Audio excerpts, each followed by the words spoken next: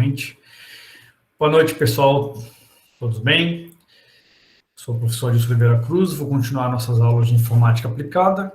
Na aula passada, eu mostrei sobre os conceitos de bit e byte, como eles são utilizados para contar dados e armazenar dados no computador. Mostrei as ordens de grandeza desses bytes e bits, as potências que são utilizadas, a diferença das potências binária e decimal, mas o que a gente tem que ter bem entendido é que é a partir dos bits e dos bytes que os dados são organizados no computador, que eles são processados e armazenados. Eu vou mostrar aqui. Cadê?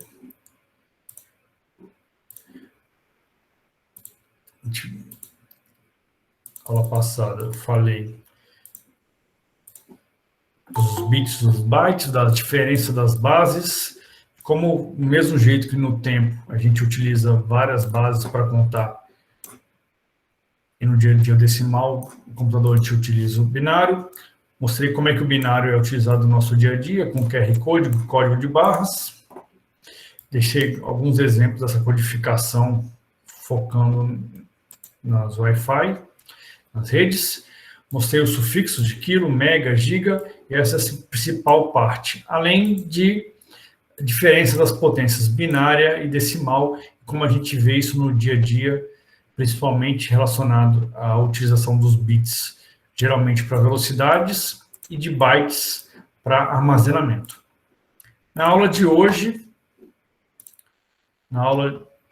à noite, eu vou voltar um pouquinho e me aprofundar em uma das peças principais que eu mostrei para vocês nas primeiras aulas. Não mostrei? Ok.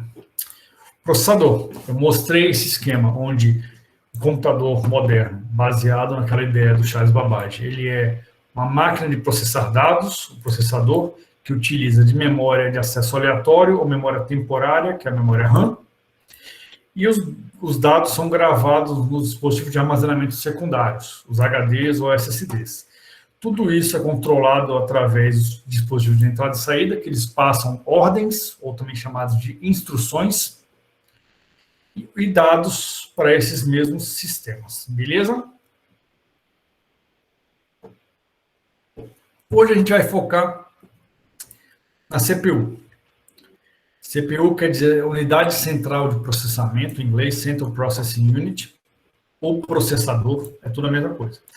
Ela é a parte mais rápida do computador, provavelmente é a máquina que o ser humano fez, a máquina mais rápida que o ser humano já fez, e a gente vai ver agora o porquê disso.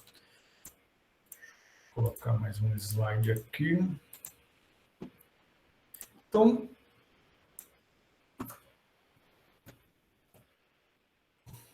processador. Aqui a gente está vendo ele de ponta cabeça. Essa parte é a parte de cima do processador, essa é a parte de baixo, ele está ponta cabeça. Por quê? Tudo isso aqui, esses pinos, são utilizados para encaixar ele numa memória, numa placa chamada placa-mãe. Essa placa-mãe é que faz aquela interligação que eu mostrei ali no slide anterior, do processador e das outras peças de hardware. Memória RAM, HD, dispositivo de entrada e saída. Então, através desses pininhos aqui que você utiliza. Você geralmente passa uma pasta térmica na parte de cima do processador e gruda ele num dissipador de calor, porque o processador ele gera bastante calor. Então, deixa eu mostrar aqui do pasta térmica.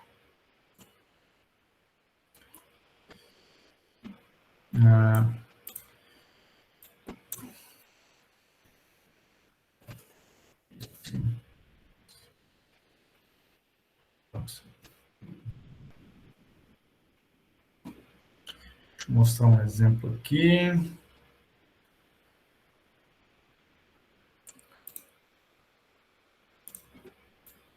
Deixa eu ver se é um exemplo bom. Então, isso aqui, esse aqui do lado esquerdo é o processador de ponta cabeça, Isso aqui do lado direito é um processador muito velho, mas do lado contrário. Além de muito velho, está muito sujo, olha a sujeira que está aqui. Mas o que é interessante para vocês perceberem é que tem uma pasta aqui, não uma pasta de dentes, mas é uma pasta térmica. Ela serve para conduzir calor do processador para o dissipador de calor que tem em cima dele. Então, deixa eu ver um exemplo legal aqui. Esse aqui tá bom, mas deixa eu ver se eu acho melhor.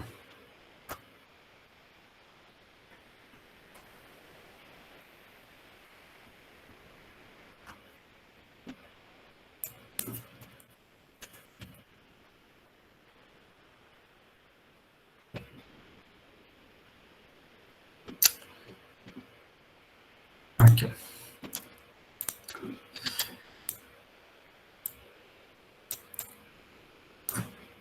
Esse aqui é um dissipador de calor.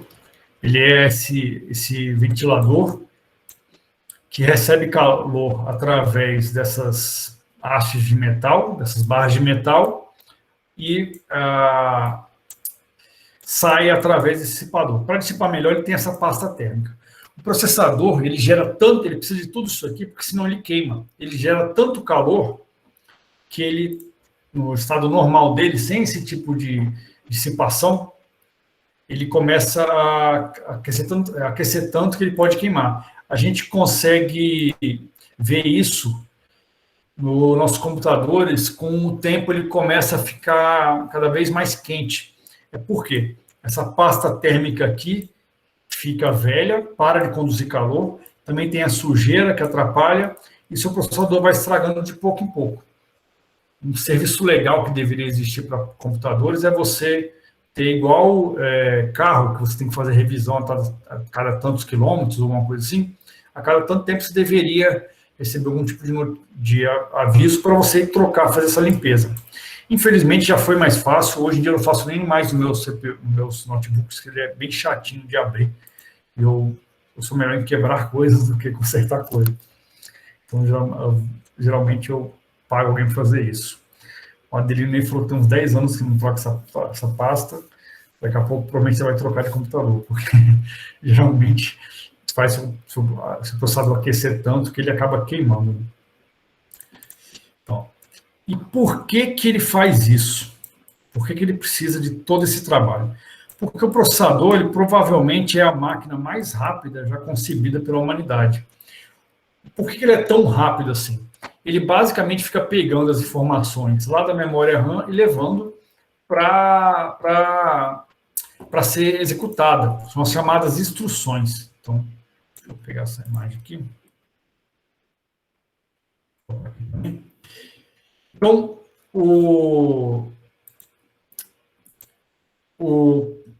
ele tem algumas características para isso. Ele pega, o processador, ele tem...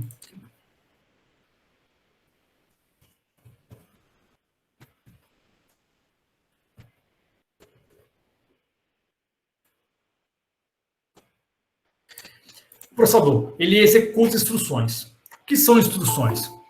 O nome já dá uma dica, é basicamente alguma coisa que você manda o processador fazer. Então, quando no seu celular você clica em algum aplicativo e ele abre, o fato de você clicar na sua tela touchscreen, a sua tela touchscreen é um dispositivo de entrada e saída que mandou essa informação para o processador, que executou a instrução, que é o quê? Abra determinado aplicativo. Ou quando você dá um like numa foto de alguém. Essa é mais uma instrução que o seu processador está executando, que é dê um like na foto da pessoa. Essas instruções, elas têm um determinado tamanho que a gente conta em bits. Isso varia de acordo com a arquitetura. Então, a arquitetura dos processadores, essa é a primeira característica. Ela tem geralmente 32 ou 64 bits. Hoje em dia, praticamente todos os computadores, ou até celulares, têm 64 bits. Mas eu boto 32 porque vocês vão ver outros exemplos de computadores ou máquinas parecidas que têm outras arquiteturas. Então, por exemplo, o PlayStation, desde o PlayStation 4, ele não tem nem 32 nem 64 bits. Ele tem 128 bits. Ele é muito maior. Por quê? Ele tem que gerar gráficos, os gráficos eles são muito detalhados. já que ele tem muitos detalhes, ele precisa de guardar esses detalhes com uma precisão muito grande. Então, ele usa muitos bits para essa precisão, então ele precisa de mais bits. Os celulares, desde o iPhone 7 ou 6, eu acho que foi o primeiro que veio com 64 bits, todos hoje em dia têm 64 bits. Essas instruções são mandadas através dessa quantidade de bits. Então, um processador com 64 bits consegue mandar mais instruções maiores de uma vez só para esses processadores. Outra característica que é provavelmente a mais importante para a gente no dia a dia, é a chamada de frequência, mas a gente usa a palavra em inglês, clock. Clock não quer dizer frequência, clock quer dizer relógio em inglês. Por quê? Clock no sentido de quantas instruções ele executa por segundo. Então, um computador de 32 ou 64 bits, ele tem um determinado número de instruções que ele faz isso aí. Eu não sei se vocês já ouviram falar da grandeza chamada Hertz. O símbolo é HZ. O Hertz é a quantidade de coisas feitas por segundo. Então, se sei lá, um exemplo. Se você tem um alarme, se você tem algo que acontece uma vez por segundo, isso quer dizer que aquela alguma coisa tem 1 Hz.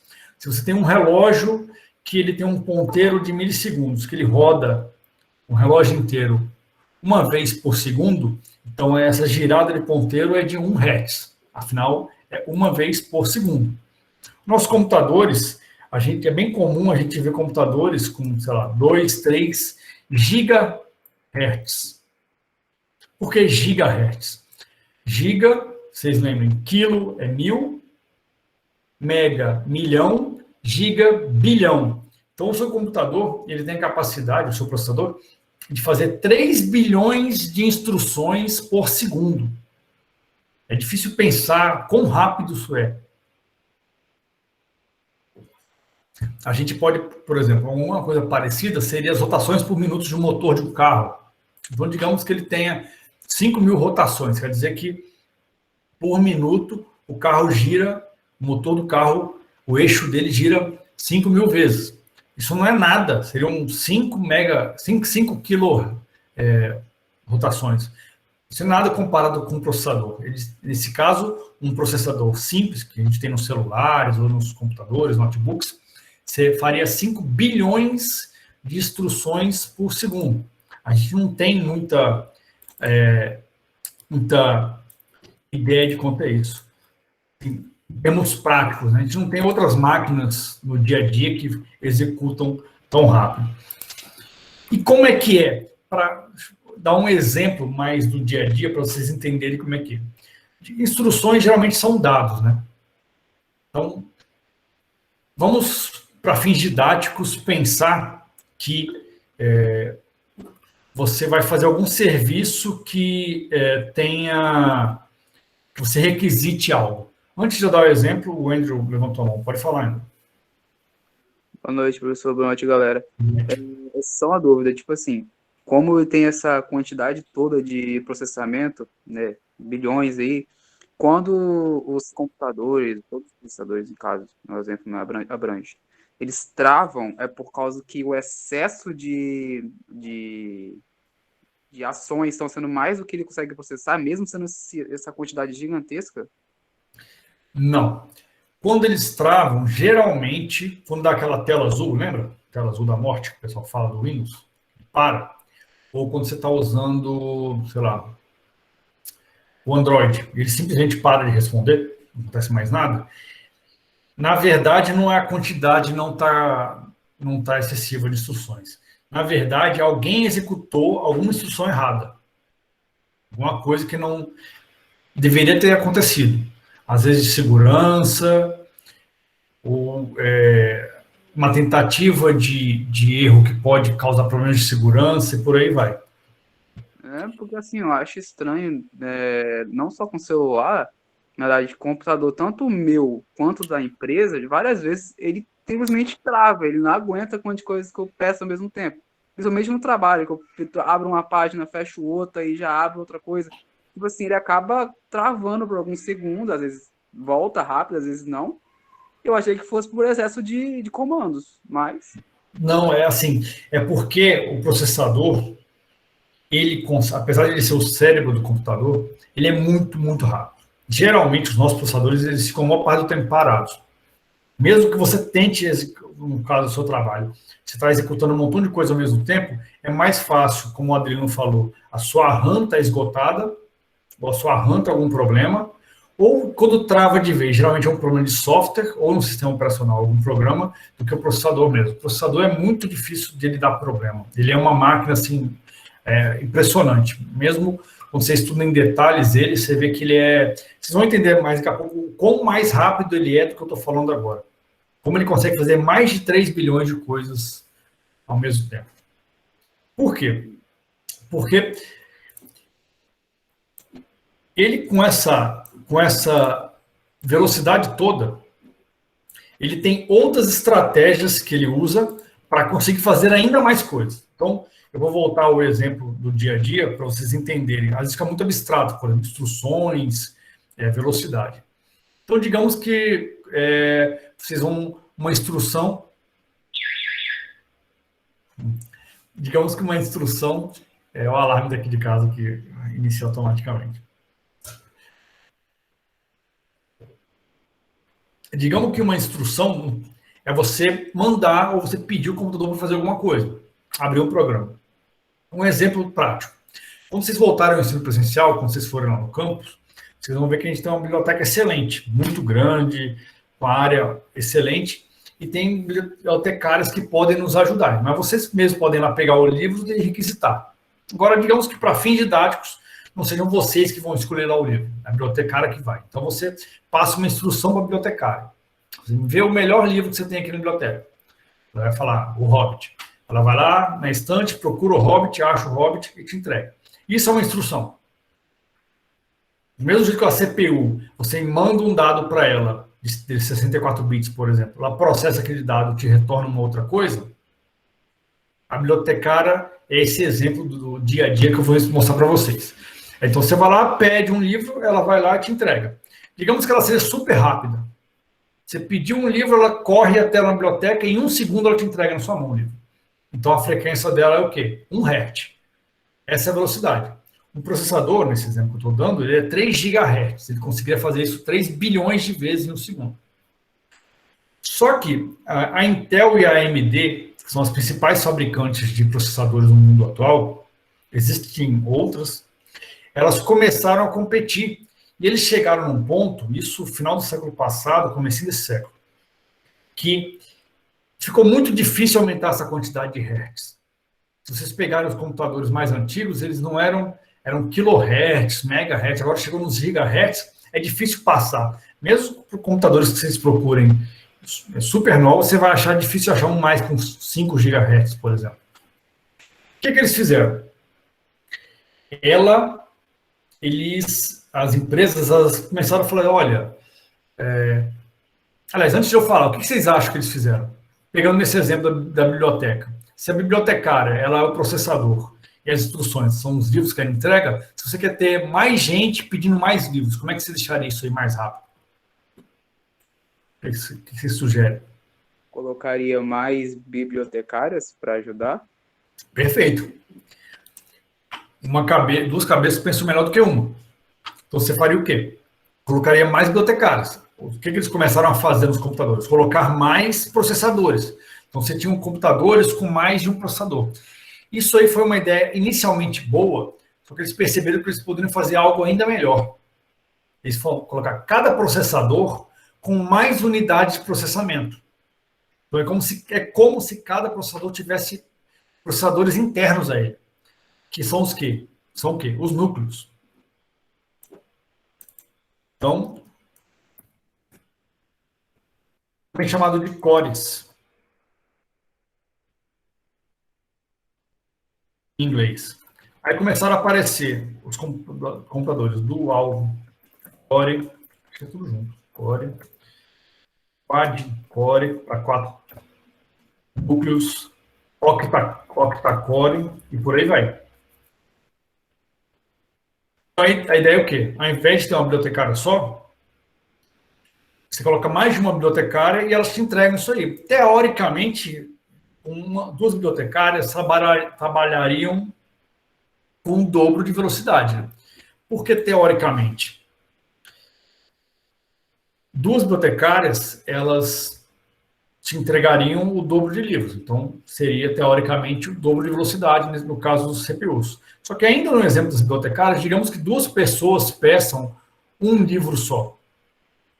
Só tem um exemplar de um livro do Hobbit, por exemplo, duas pessoas pedem ao mesmo tempo, elas têm que se organizar para entregar esse um livro sem nenhum problema. Então, vocês percebam que, assim como nesse exemplo das bibliotecárias, os núcleos eles têm que se organizar para entregar o resultado das instruções. Beleza? Então, essa é a ideia dos cores. Cada um executa uma instrução em paralelo para deixar isso mais rápido. Bom, aí vocês viram que antes eram dual cores, hoje em dia você tem quad cores, que são 4 cores, octa-cores, que são 8, tem até hexa-cores. Essa diferença varia bastante. É bem comum vocês terem, tanto em celulares como em computadores, pelo menos dual core, mas quad-core, hexa-core. Beleza. O que eles fizeram? Qual era uma das grandes vantagens que fez essa ideia dos vários núcleos funcionarem tão bem? Qual a ideia? Ao mesmo tempo que no começo do século, esses cores, esses núcleos, esses processadores com vários núcleos começaram a aparecer, o tipo de computador existente começou a mudar. Antigamente, há uns anos atrás, só quem tinha muito dinheiro tinha um notebook. Era absurdamente caro. Depois de um tempo, foram popularizados tanto os notebooks como os celulares. E para os notebooks e para os celulares, o desempenho não é tão importante quanto a energia que ele gasta. Não adianta você ter o celular mais rápido do mundo, que a bateria dura 10 segundos. Não adianta você ter o notebook mais rápido do mundo, que você tem que ficar o tempo inteiro ligado na tomada. Compra logo um desktop, então. O que eles fizeram? Os cores, os processadores com vários núcleos, eles começaram a ter esses vários núcleos. E o que eles faziam? Quando precisava ter um baixo desempenho, então quando você estava lá com quase nenhum aplicativo rodando, ou ele estava, tanto o celular quanto o notebook, bem parado, com quase ninguém usando, ele faz o quê? Digamos que ele tenha 4 cores. Ele desabilita ou deixa praticamente sem utilizar os outros 3 e só usa um. Isso torna o gasto energético muito menor. Com esse gasto energético muito menor, você tem uma bateria muito maior. Não sei se já perceberam, não sei se vocês têm notebook, ou quem tem, que você está usando um notebook. Você tira ele da tomada. Ele entra num modo de energia diferente. Para quem usa o Windows, ele tem um símbolo da bateria do canto inferior direito, aqui perto do relógio, um pouquinho mais para o lado esquerdo. Se você clicar nele, geralmente ele aparece uma opção de modos de energia, que é melhor desempenho para você gastar mais energia e maior duração de bateria com pior desempenho. Vocês já perceberam isso?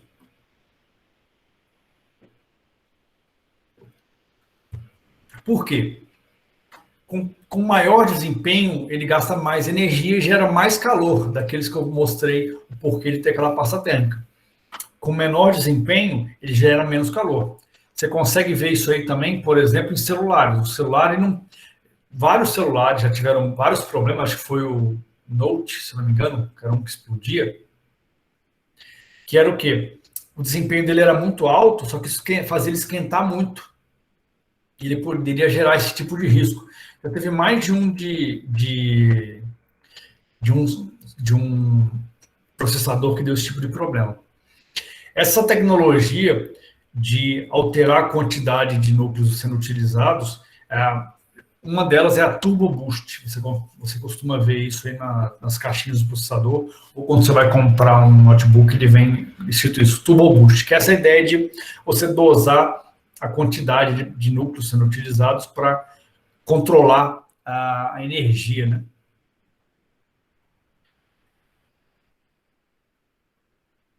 Deixa eu ler as mensagens. Professor, ainda nesse exemplo do celular, os da Samsung ficaram bem famosos por explodir, assim. Não foi, acho que o Samsung Note 10, foi um Note que eu me lembro que tinha esse tipo de problema. Por quê? No computador, a gente consegue ter esse tipo de dispositivo que dissipa calor. Um dos problemas que eu mostrei aqui, são essa sujeira que entra no computador, vai acumulando, principalmente nos ventiladores, e vai estragando ele. Num celular, você não tem essa opção. Você não tem como ter imagina, um celular com um ventilador nele para dissipar calor. É impossível, né? E aí, eles tentam dosar isso aí. Uma das coisas que vocês já devem ter percebido é que essa velocidade de alguns celulares, o iPhone ficou famoso por isso, varia de acordo com as atualizações de software. Então, por que eu estou dizendo que o iPhone ficou famoso quanto a isso? A Apple foi processada nos Estados Unidos porque, eu não lembro se ela ganhou ou perdeu esse processo. Porque toda vez que ela lançar um iPhone novo, os últimos iPhones recebiam uma atualização de software e todo mundo começava a reclamar que os iPhones deles, não os novos, claro, os mais antigos, começaram a ficar muito lentos. O que a Apple falou? O que as pessoas falaram? Quem está na justiça contra a Apple falou, olha, por que a Apple está fazendo isso? Ela está fazendo uma obsolescência programada. É você tornar um objeto já obsoleto de forma programada, não porque ele parou de funcionar, mas a empresa programa para aquele objeto ficar obsoleto para que você possa comprar o novo, né? Para você comprar os mais novos. A gente consegue ver isso claramente, por exemplo, em objetos domésticos. Hoje uma geladeira dura 5 anos. Antigamente, as geladeiras eram passadas de pai para filho. Uma pessoa, você recebia a geladeira no casamento e você ia passar para o seu filho, que ia passar para o seu neto, ficava para sempre lá. Não estou dizendo que elas eram melhores, mas eram muito mais duráveis. Nesse caso da Apple, ela foi acusada disso e a Apple se defendeu falando assim, não, o que está acontecendo? Os nossos celulares, eles são muito bons. A bateria deles, que vai perdendo a qualidade delas com o tempo. E é verdade. As baterias têm processos químicos dentro dela e esses processos vão estragando a bateria, a saúde dela vai piorando. Então, o que a Apple falou? Olha, então a gente pega e diminui a velocidade dos nossos processadores para que eles consumam menos energia e a bateria dure mais. Esse processo de você diminuir essa quantidade de hertz, essa velocidade, é chamado de underclock.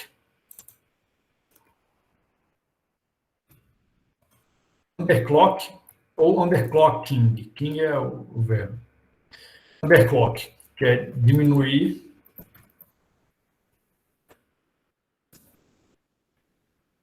ou tem o contrário, que é o overclock.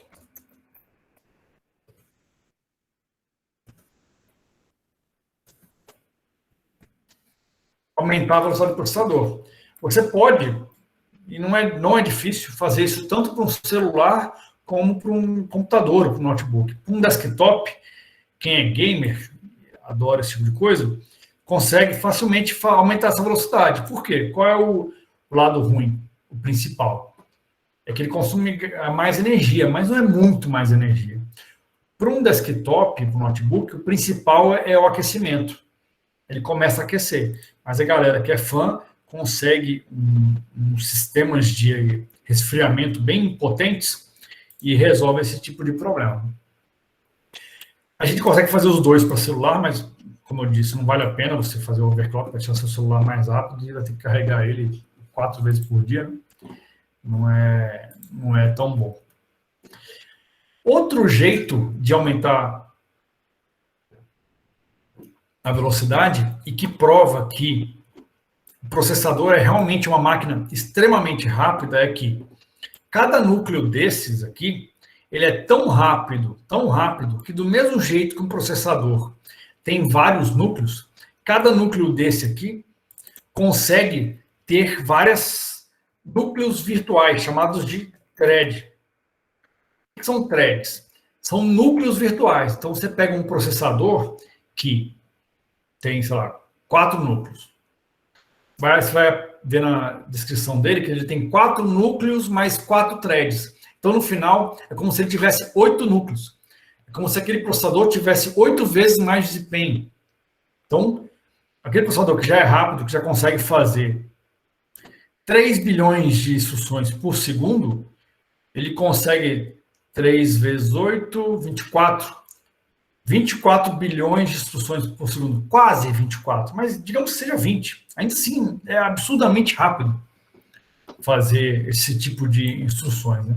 A sua memória RAM, o seu HD, os seus dispositivos de entrada e saída vão ser sempre mais lentos que isso. Você nunca vai conseguir digitar 5 bilhões de coisas por segundo no seu computador, né?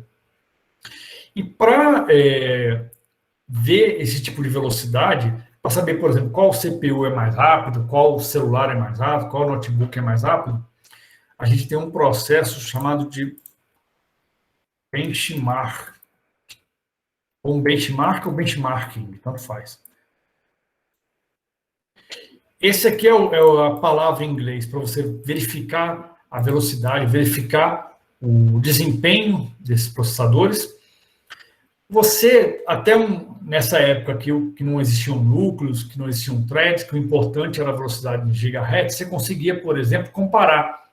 Você conseguia ver que um processador de 1 GHz, ele era metade do desempenho de um de 2 GHz, por exemplo. Hoje em dia não dá mais. Os núcleos, threads, tudo isso faz a velocidade variar muito de um para o outro. O melhor jeito, o segundo melhor jeito é você usar um aplicativo para verificar isso aí, mas no dia a dia isso é praticamente impossível, porque você não vai estar na dúvida de comprar, sei lá, 3 computadores, ou, digamos, para simplificar, 2 celulares. Você não vai comprar os 2, executar um aplicativo em cada um e ver qual é o mais rápido. Você faz isso antes de comprar. Então, já tem muitos sites especializados que fazem esse benchmark. Tem um chamado aqui,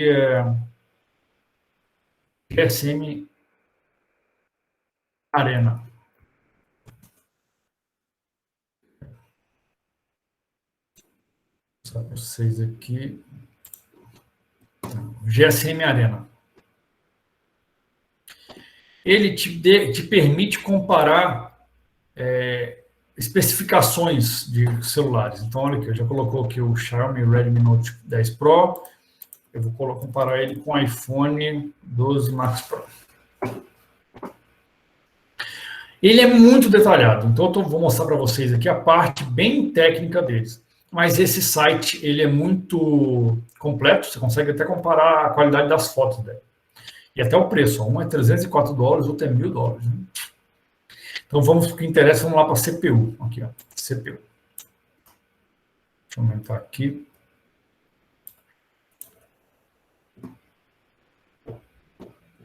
Então, primeiro, o Xiaomi ele é um octa-core, tem 8 núcleos.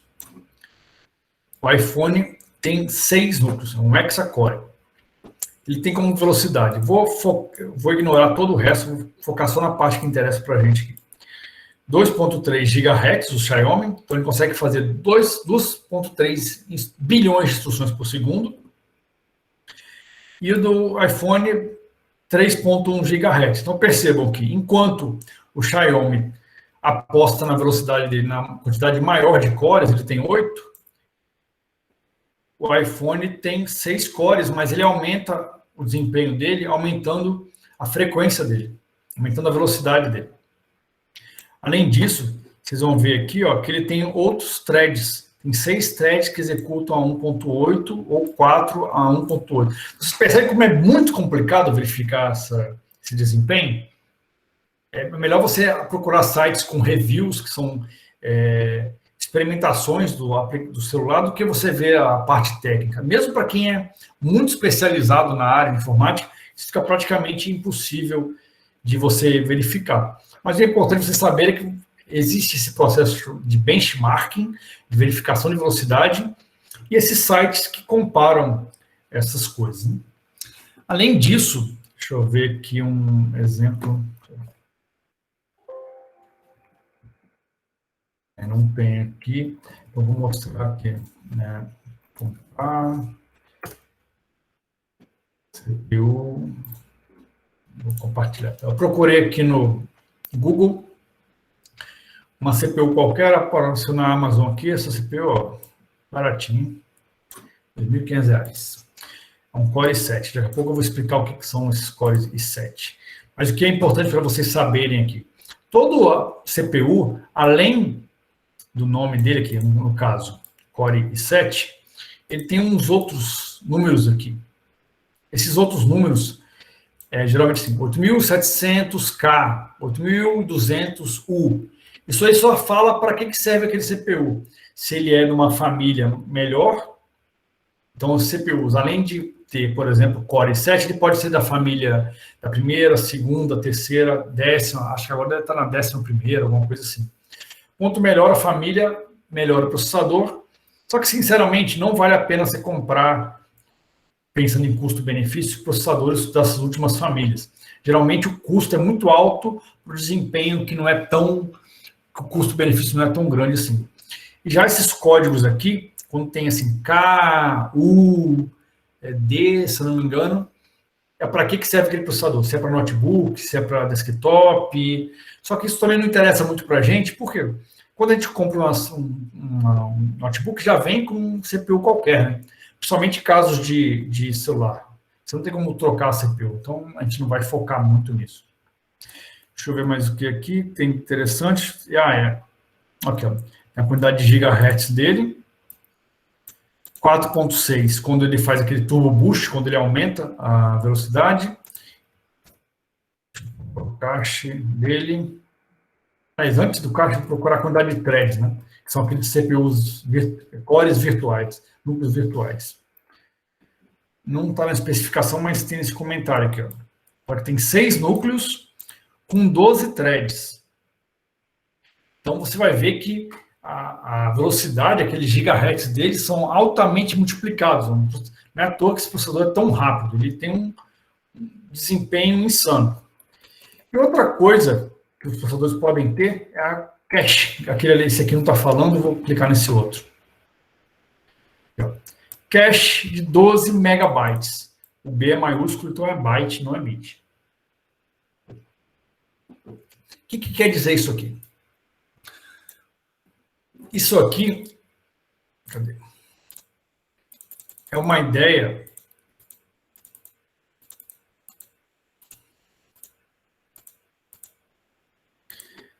que é uma ideia muito inteligente de cache, que é o que isso aqui? Cache é uma técnica, na verdade, que você utiliza para aumentar o desempenho. Como? Toda vez que algo, no caso, um processador, precisa de uma informação, quando ele busca uma informação, ele guarda essa informação temporariamente como se fosse uma mini memória RAM dentro dele ou muito próxima dele, chamada cache. Cache, acho que é a mesma origem de cachê, que é o pagamento dos artistas no Brasil. É uma carteira ou baú, é uma palavra francesa, para algo que você guarda coisas importantes. Não sei se tem uma palavra assim em português. Mas, basicamente, ele guarda as informações mais importantes para quando você for buscar ela novamente, você não precisa ir lá buscar ela na memória RAM, por exemplo. Ela já está ali. No caso do nosso exemplo lá das bibliotecárias. Se tem algum livro que toda hora ele é requisitado pelos alunos, em vez da bibliotecária ir lá na estante toda hora pegar ele, o que pode fazer? Olha, toda vez que um aluno me pedir esse livro, eu deixo uma cópia dele numa estante que é ao lado do balcão, ou no balcão mesmo. Então, quando alguém pede algum livro bibliotecário, ela já entrega para ele. Já fica super rápida, né?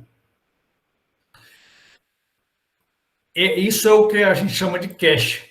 Então, vou compartilhar de novo essa guia. Esse aqui tem um cache de 12 megabytes. Então, você vê que, comparado com a quantidade de memória RAM, que é na casa dos bilhões, que é os gigas, 8 GB, 16 GB, a cache ela é bem pequenininha, 12 megabytes. São só 12 milhões de bytes. Mas isso é porque ela é muito cara, muito mesmo. E, além disso, quanto maior a cache, mais lenta ela fica. Ignora isso que eu acabei de falar. Se a cache for muito grande, se for uma cache de 1 GB, ela fica muito lenta. Então, a cache ela tem que ser mais ou menos pequenininha para ela continuar tendo essa velocidade. É o caso do exemplo da bibliotecária. Se ela tiver um balcão muito grande com esses livros mais comuns, esse balcão vai caber tantos livros que na hora de procurar o livro aí no balcão, ela vai demorar muito tempo. Ela tem que ter poucos livros no balcão para entregar de forma rápida, né? E uma coisa que eu não falei, mas que apareceu aqui no GSM Arena, é a GPU. O que é uma GPU? CPU quer dizer Unidade Central de Processamento, ou Central Processing Unit. A GPU é praticamente igual, só que em vez de central, ela é de gráficos. Esse G aqui é de gráfico. Então, é Unidade de Processamento de Gráficos. Por que isso? Um gráfico, como vocês podem ver num videogame, ou quando vocês olhem num computador, gamer de preferência, ele é um... Como é que eu posso explicar? Ele é um cálculo numérico mais complexo do que o que a CPU geralmente faz. A CPU ela é feita para executar qualquer tipo de ação que o usuário queira. Então, mostrar alguma coisa na tela, mandar dados pela rede, tocar um som, tocar uma música. Já a GPU não. A GPU não sabe fazer tudo isso. Ela é altamente especializada e absurdamente eficiente para cálculos numéricos. Esses cálculos numéricos são os gráficos que a gente vê nas telas do videogame ou do computador ou o que for. É como se fosse uma diferença da CPU fosse, sei lá, um facão ou um canivete suíço e a GPU um bisturi. O facão é uma coisa que você consegue usar na roça para 1 milhão de coisas. Ele é muito versátil. Já um bisturi, ele é para uma coisa só, para fazer cirurgias, ponto. Quando você quer executar diversos tipos de ações, na roça, por exemplo, você usa um facão. Mas você quer uma operação, você vai preferir um bisturi. Você não vai querer que o médico utilize um facão para te operar de jeito nenhum. Você tem que estar bem desesperado. Então, essa é a ideia. A gente consegue ver que hoje em dia as placas de vídeo elas estão absurdamente caras. Por quê? Primeiro esse dólar, né, que está uma loucura, aqui no Brasil, mas no mundo inteiro ela está cara. Porque esse cálculo numérico super avançado, ele é a base do Bitcoin e dessas outras moedas. Ethereum, Dogecoin, todas essas coins, todas essas moedas digitais que a gente tem por aí. Então, o que aconteceu? O Bitcoin está em uma bolha, está super valorizado, as pessoas começaram a comprar muito essas placas, como teve uma demanda muito alta, o preço também aumentou, então capitaliza normal que o valor delas tenha explodido dessa maneira. Beleza? Para essas CPUs, nós temos basicamente 2 fabricantes no mundo. Ixi. Espera que tá dando um negócio aqui.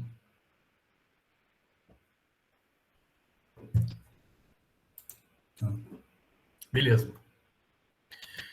Existem 2 fabricantes atualmente, são os principais fabricantes de processadores do mundo, a Intel e a AMD. Primeiro veio a Intel era a líder sem disputa praticamente no mundo inteiro antes de chegar a AMD. A AMD criou, eu posso estar falando besteira, mas foi meio copiando um chip da Intel, um chip bem antigo, 8080, se não me engano, eu não tenho certeza. E a Intel e a Intel percebeu isso aí, mas no final eles fizeram uns acordos na justiça para continuar tocando isso aqui. Antes a Intel ela era a líder de fato quando os processadores tinham 32 bits.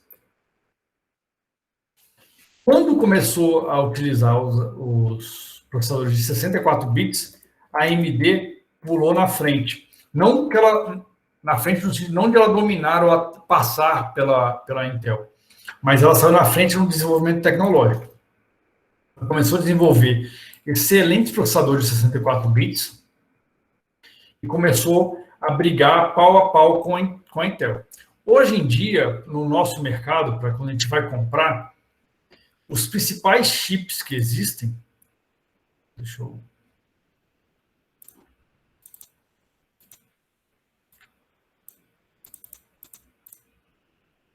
Está aqui. Os principais chips que a gente consegue ver, então, a Intel.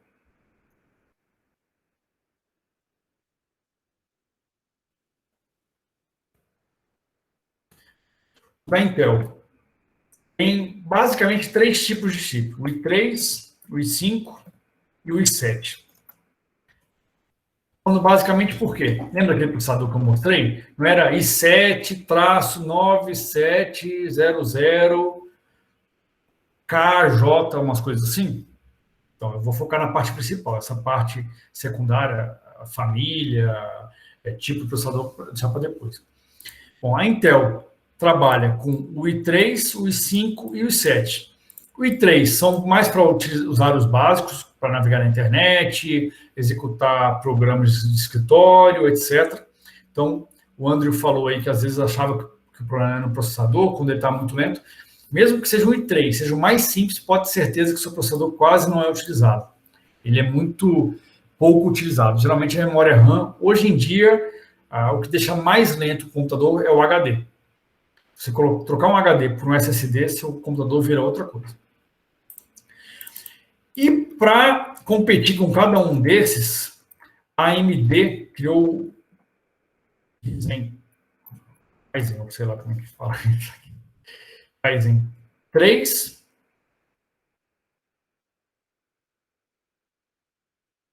Ryzen 5, Ryzen 7. O que quer dizer o 3, o 5 e o 7 comparado com os outros? Nada, não quer dizer nada. Por que a AMD fez isso? A AMD colocou esse número só para você poder saber, você conseguir comparar. Quando você tiver um Ryzen 3, quer dizer que você está pegando um processador que concorre com o i3. Quando você tiver um Ryzen 5, concorre com o i5. O Ryzen 7 concorre com o i7. E por aí vai, beleza? E a AMD, que começou copiando a Intel e começou sempre a ficar com processadores piores que a Intel, o que ela fazia antes? Já que os processadores dela são piores, ela abaixava o custo do processador. Então a AMD geralmente era mais barato que a Intel. Vocês percebem que eu uso a palavra geralmente muito, por quê? Além do mercado de informática ser muito dinâmico, os preços no Brasil, principalmente, são mais dinâmicos ainda. A gente não se sabe que o dólar vai estar 5, vai estar 1, 7, 2. Então, é difícil comparar, né? Fora os impostos. Então, geralmente, o Ryzen 3 você consegue comparar com o i3, o Ryzen 5 com o Intel i5 e o Ryzen 7 com o i7. Além disso, os Ryzen geralmente são mais baratos. Só que o que aconteceu, acho que uns 3 anos para cá, mais ou menos? Os Ryzen começaram a ficar mais rápidos que o da Intel. Então, principalmente, teve algum Ryzen 7, eu não vou lembrar qual foi o modelo, que além de ser mais barato que o i7 concorrente, ele era mais rápido. Eles apostaram bastante nessa utilização do clock, dessas outras tecnologias que deixavam ele mais rápido, principalmente para gamer. Ele começou a ficar. Além de ficar mais barato, ele ficou mais rápido, o que tornou a AMD uma excelente escolha. Quando você vai procurar um notebook, vocês podem ver que várias vezes notebooks semelhantes, só que um tem um Intel i5, por exemplo, i7, por exemplo, enquanto o outro tem um AMD Ryzen 7, o da AMD é mais barato e muitas vezes mais rápido agora do que esse da Intel. Isso é bem comum. Foi uma coisa assim, eu me surpreendi na época, porque sempre a Intel sempre foi a bambambam, sempre foi dominava o mercado. E ainda assim, a AMD conseguiu correr na frente, e hoje em dia Eu digo que eles estão pau a pau, talvez até avançando mais. Beleza? Bom, aqui com os processadores, vocês vão ver, como eu já disse, que eles são a parte mais rápida do computador. Então, vocês têm que focar, basicamente, se ele é um i3, i5, i7 ou Ryzen 3, 5, 7. Só que ele estando bem, hoje, quando você vai comprar, o principal é, em termos de velocidade, ele ter um SSD e não um HD, ou ter pelo menos um híbrido. O HD é a parte mais lenta para programas que rodam direto no seu computador. Quer melhorar mais o desempenho? Memória RAM. Memória RAM também entrou numa crise nesses últimos anos. Piada, mas um computador com 8 GB de memória RAM, sei lá, 5 anos atrás, era um computador básico. Hoje em dia, um computador com 8 GB de memória RAM é um computador bom. Não que seja bom, o ideal seria 16, só que está tudo tão caro que as pessoas estão acostumadas a oferecer computadores com 8 GB de memória RAM mesmo. E já o processador, ele é disparado a parte mais rápida do computador. O HD e as memórias RAM, o desempenho deles, você vai conseguir ver mais com o tamanho deles, no caso da memória RAM, e a velocidade de transmissão, no caso do HD ou SSD. Memória RAM, pelo menos 8 GB, infelizmente é tão caro, que 8 GB às vezes é ok. Bom mesmo seria 16. As memórias RAM também têm uma frequência igual que eu falei, de hertz, de transferência de leitura, de taxa de leitura e de frequência de leitura. Só que isso aí já são detalhes bem profundos mesmo. Foquem mais na quantidade, no mínimo 8 GB de RAM. E o HD, o SSDs, você também tem essa taxa de transferência. Você pode ver uma taxa de transferência de um HD, ele é sempre menor do que o SSD. Deixa eu ver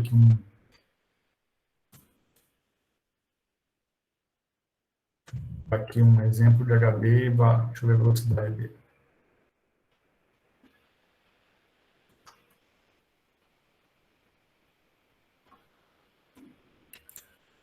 Deixa eu compartilhar aqui, que tem uma interface, taxa de transferência suportado.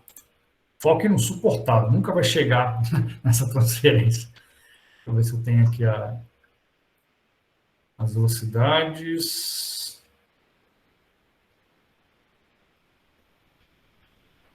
Não tem especificado aqui a taxa de velocidade, a taxa de transferência.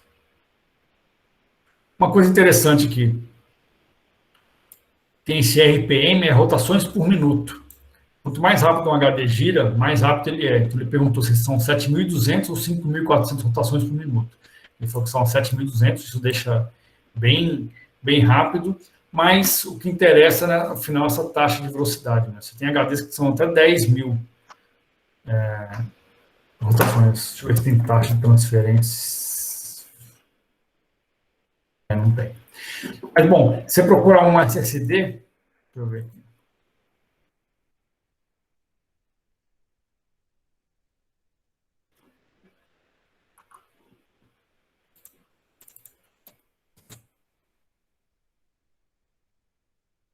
Difícil de achar a taxa de...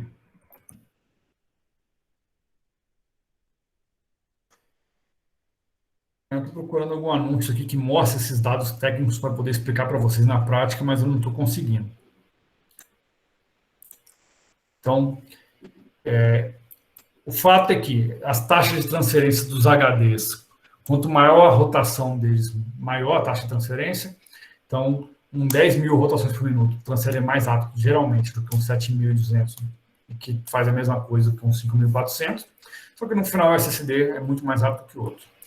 Melhor tipo de upgrade, que é a melhoria do computador que vocês podem fazer hoje em dia, é trocar o HD por SSD. Segundo melhor, trocar a memória RAM. CPU quase nunca vale a pena. Você pode trocar a GPU, que é a placa de vídeo, caso você tenha um computador gamer, mas tirando isso, não teria o porquê. Beleza? Dúvidas? A aula de hoje por hoje é só. O que vocês têm que entender essas questões de desempenho, que que não são questões retas no sentido de você conseguir definir o desempenho de um processador ou outro melhor. Quando você vai, geralmente a gente compra computadores inteiros, né? Então é melhor você ver reviews deles, ver avaliações deles online do que testar eles no dia a dia, né? E o Adelino falou uma coisa, para os celulares a gente tem os MediaTek Snapdragon, que são esses outros tipos de celulares, mas são as CPUs. Como o celular a gente já compra um pacote completo, não tem praticamente upgrade nenhum que a gente consegue fazer, então eu resolvi nem falar tanto em detalhes quanto a isso. Dúvidas?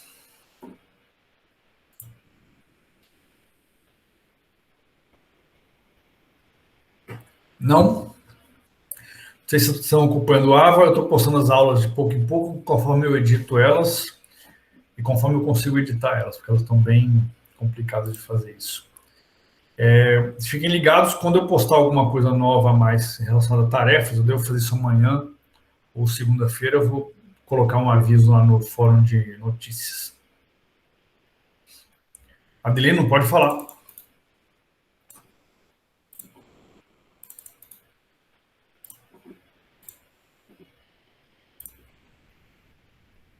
Adelino?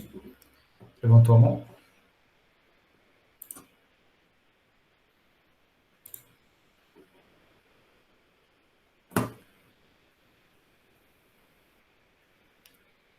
Beleza. As memórias RAMs, elas vêm naqueles pentes que eu mostrei aqui. Deixa eu mostrar aqui.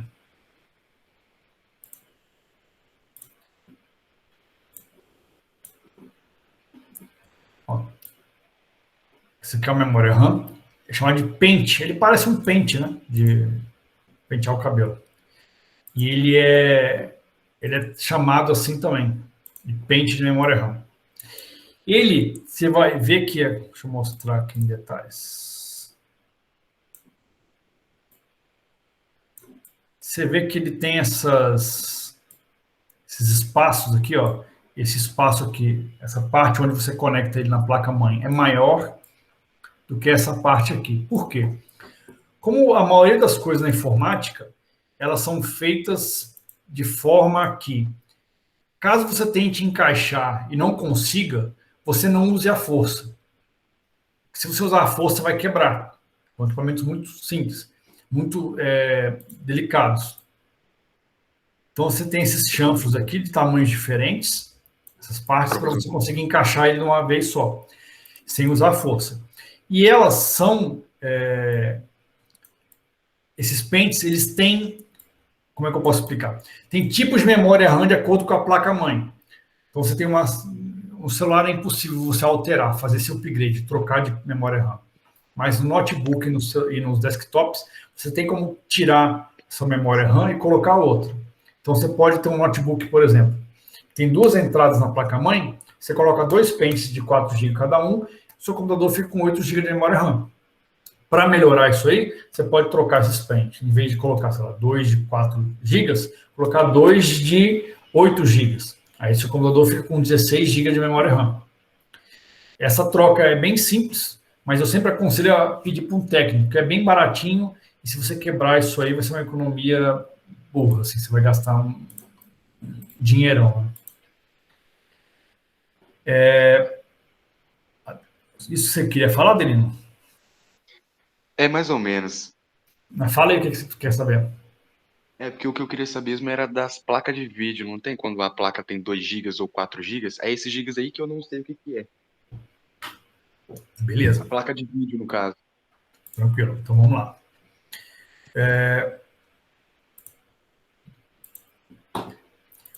Para que serve a memória RAM? Toda vez que você clica em algum aplicativo, Word, o que for, quando você clica no aplicativo do Word, ele está lá no seu HD, instalado lá. Quando você instala um aplicativo, um software, você basicamente está colocando ele no seu HD. Quando você clica 2 vezes, você está dando uma instrução para a CPU, falando, CPU, manda o HD passar esse aplicativo para a memória RAM, para que eu possa usar ele. Todo aplicativo que está sendo executado, ele está na memória RAM, todo. Por isso que a memória RAM, é bom você ter uma memória RAM grande, para que possa caber mais aplicativos nela. Se você está com pouca memória RAM, você abre um aplicativo, ele ocupa uma parte. Você abre, por exemplo, o Chrome, ele tenta ocupar toda a sua memória RAM. O Chrome tem disso. Você tenta executar outros aplicativos, os outros ficam lentos. É a mesma coisa com placas de vídeo. A placa de vídeo, eu não falei que a GPU é basicamente uma CPU especializada em gráficos? Já que ela é uma CPU especializada em gráficos, ela precisa usar uma memória. Essas placas de vídeo, ela vem com uma memória RAM dela. Acho que chamam até de GRAM, alguma coisa assim. Mas é basicamente uma memória RAM para que a GPU consiga executar. Então, se está executando um jogo, ele faz a mesma coisa. Pega aquele jogo, pega os gráficos dele, ao invés de passar aqui para a memória RAM, ele passa para a memória RAM da GPU, e em vez de executar as instruções aqui na CPU, ele executa as instruções gráficas na GPU. Então, quando você tem uma placa de vídeo boa, a sua CPU fica mais tempo parada. Então, ela consegue executar outros programas sem nenhum problema. Beleza? Por isso que ela fica mais rápida. Então, você tem um jogo, você tem uma placa de vídeo, uma GPU. Placa de vídeo, GPU, tudo a mesma coisa. Você tem uma placa de vídeo com 2 GB de memória RAM, ela vai conseguir caber 2 GB, 2 bilhões de bytes dentro dela. Agora, se você usar um jogo que tem menos gráficos, ele vai ocupar menos, entendeu? Agora, se você for usar um jogo que tem mais gráficos, você precisa dar uma placa de vídeo melhor, ou a sua atual vai ficar lenta. Um exemplo, lembra que eu falei da cache da CPU, que é essa memória que ele usa, que, né, bem próxima dele para que não precise pegar mais informações? Essa técnica, na verdade, para deixar mais rápido, essa cache, ela é utilizada também na placa da GPU. E ela é utilizada, na verdade, em vários dispositivos. Não sei se já tiveram algum problema no celular, você vai lá nas configurações e fala assim, dos aplicativos, clica num aplicativo qualquer e tem lá assim, apagar cache. Não sei se já fizeram isso. O que isso faz? Isso apaga essas informações mais utilizadas pelos aplicativos. Então, a próxima vez que ele for iniciar, ele vai iniciar mais lento. Com o tempo, ele vai formar essa cache de novo, aí não vai ficar tão lento. Mas para que isso é útil? Porque às vezes ele fica com uma informação mais utilizada lá, que está com algum erro, e faz seu aplicativo sempre travar. Aí tem gente que te dá uma dica que é ir lá apagar cache. E às vezes realmente funciona. E outra coisa da cache que vocês conseguem ver é, por exemplo, quando você está no notebook ou desktop, você acabou de iniciar o computador e você abre um programa um pouquinho lento, o Word, por exemplo. Ele demora, digamos, 10 segundos. Depois que ele executa a primeira vez, esse programa, como é uma informação recente, ele entra na cache do computador. Não nessa do CPU, mas do sistema operacional, do Windows. Então, se você fechar o Word e abrir ele de novo, ele vai abrir em muito menos tempo, menos da metade do tempo. Essa cache que a GPU também usa, entendeu? Essa mesma técnica. Beleza? Yara, sua pergunta? Professor, eu ouvi dizer que é ideal você apagar o cache do seu aplicativo no celular antes de desinstalar ele, para não ficar a memória gravada. Isso é verdade ou mito? Então, a gente vai falar mais disso na parte de segurança. É mais ou menos verdade. Por quê? Vou contar uma coisa para vocês. Toda vez que vocês apagam algum arquivo, vou voltar aqui, quando você aperta o delete, apaga um arquivo que está lá. Ele apaga um arquivo que está no seu HD. Então, ele deleta aquela informação. Celular, a mesma coisa. Quando você clica lá no arquivo do celular, na galeria, uma foto, e manda apagar, ele manda apagar no equivalente, que seria o HD do celular. Mas na memória do celular. Ele apaga lá do HD do celular. Só que, na verdade, não apaga. Aquilo ali está lá ainda. E se alguém mal intencionado quiser recuperar, recupera facinho, facinho. Então, o que você tem que fazer se você tiver coisas bem sensíveis que você não quer que ninguém veja? Mais importante do que apagar a cache é você usar uns programas de segurança que, depois de apagar um programa, ele vai lá e apaga de verdade. Quando você apaga algum programa no computador ou no celular, ele não apaga de verdade, ele só finge que apaga. Ele só tira da sua visualização, assim, não deixa você ver mais ele, mas que ele está lá em algum lugar, tá. Você precisa ter uns programas especiais para sumir de vez, para apagar de verdade aquilo ali. É como se você tivesse um livro grande, e tem alguma página ali que você não quer que ninguém mais leia. Quando você manda apagar, ele não arranca a página, rasga, joga fora, taca fogo, não. Ele simplesmente tira do índice do livro, fala assim, não leia mais a página 23, por exemplo. Nada impede que alguém mal intencionado vá lá e lê, né? É a mesma coisa do computador e do celular. Obrigada pela dica. Eu vou ficar mais atenta a isso, porque eu costumo usar bastante aplicativo de banco no celular. Não, os aplicativos de banco eles são muito seguros. O celular ele é muito mais seguro que o notebook, que o computador. O que eu vejo mais gente tendo problema é com foto, arquivo, esse tipo de informação.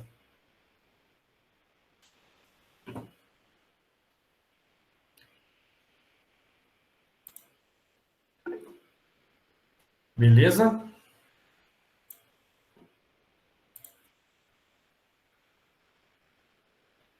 É isso aí. Tudo que você apaga, na verdade, não é apagado, ele continua ali. Isso é o que vocês têm que saber mais.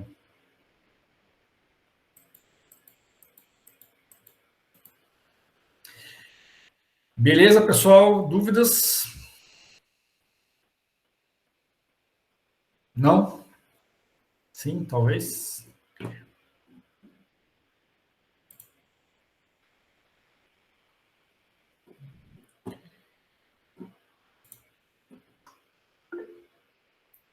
Beleza, então, pessoal. Boa noite para vocês. Se cuidem.